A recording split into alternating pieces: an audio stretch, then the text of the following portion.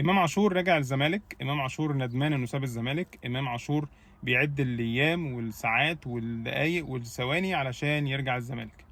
كلام كتير قوي سمعناه من الجانب الزملكاوي في النقطه دي، وانه امام عاشور عايز يرجع، وامام عاشور بيتفرج على ماتشات الزمالك مش عارف هو مستخبي فين، وامام عاشور مش عارف بيتابع ماتش الزمالك وهو قاعد فين. يعني في نقطه مهمه جدا لازم الناس تاخد بالها منها. لو فرضنا جدلا مثلا انه امام عاشور ندمان انه ساب الزمالك، طيب الواقع النهارده بيقول ايه؟ بيقول ان امام عاشور لاعب في النادي الاهلي، امام عاشور مؤثر في النادي الاهلي، امام عاشور احد نجوم الشباك في النادي الاهلي. انت لو جيت تتكلم مع اي حد بيتفرج على كوره سواء اهلاوي او زملكاوي او بيشجع اي نادي تاني، وتيجي تقول له الاهلي، هيقول لك اه والله ده فيه لعيبه مميزه واحد اتنين تلاته، هتلاقي امام عاشور ضمن الواحد اتنين تلاته دول، مش اربعه ولا خمسه ولا سته ولا سبعه، لا ده هو ضمن الواحد اتنين تلاته.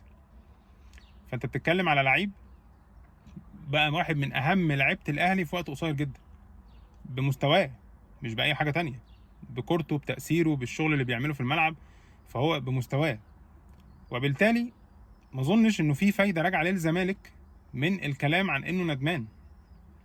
يعني النهارده ايه اللي الزمالك بيستفيده لما يبقى لعيب سابق عنده راح المنافس التقليدي بتاعه ومتالق ونقول اصل هو ندمان؟ ايه الفايده؟ طب اهلا وسهلا، ندمان ماشي، وبعدين امام عاشور خد مع الاهلي 3 بطولات السنه دي: دوري ابطال افريقيا، كاس مصر، كاس السوبر، تمام، وخد مع الاهلي برونزيه كاس عالم. لما تيجي تبص على مشاركاته في البطولات دي مع الاهلي او على تتويجاته بالحاجات دي مع الاهلي، هتلاقي ان هو ليه تاثير، ليه بصمه. مش مجرد ان هو كماله عدد يعني، او ان هو موجود وخلاص، لا هتلاقيه جاب جون هنا، صنع جون هنا، ليه مساهمه تهديفيه هنا، في كل بطوله من دول ليه تاثير معين. وبالتالي يعني ال ال الندم حلو قوي، يعني الندم حلو قوي ان هو يخلي اللعيب يعمل كده. و... وما اظنش حتى بعيدا بقى عن حته الفايده موجوده ولا مش موجوده، يعني ما اظنش حصلت قبل كده في التاريخ انه لعيب يبقى بيلعب مثلا في الزمالك ويروح الاهلي ويرجع الزمالك تاني.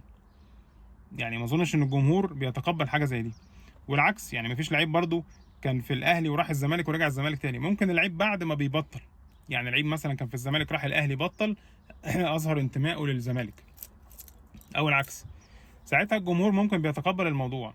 انما لعيب في اثناء فتره اللعب بتاعته يبقى بيشجع، يبقى بيلعب في نادي ويروح النادي التاني المنافس التقليدي بتاعه وبعدين يرجع للنادي الاصلي، انا ما شفتهاش حصلت في حته.